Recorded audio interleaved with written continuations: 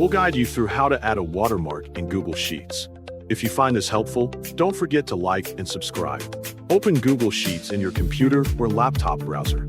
From there, create a new spreadsheet or open an existing file that you want to work with. After selecting the spreadsheet, wait until the worksheet loads fully on the screen. Once it appears, observe the worksheet layout and make sure that your main spreadsheet data is already completed. Next, move your cursor to the top menu bar of the spreadsheet interface. Click the Insert menu to open the available options. After clicking it, observe the drop-down menu appearing on the screen. Look through the list until you find the Drawing option. Click Drawing to open the Drawing window. Wait a moment until the Drawing editor appears. Inside the editor, observe the drawing tools available in the toolbar.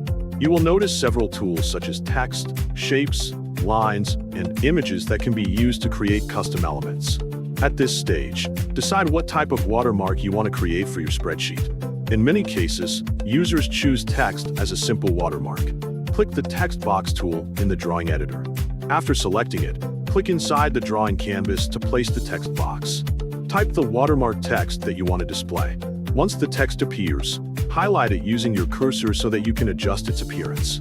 You can change the font style if desired and adjust the font size to make the watermark larger and more visible. You may also change the text color depending on the style you prefer.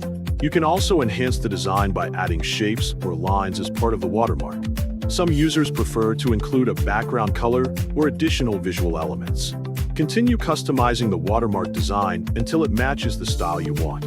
Adjust the text size again if necessary so the watermark looks clear and readable. Once everything looks correct, click Save and Close to insert the drawing into your spreadsheet.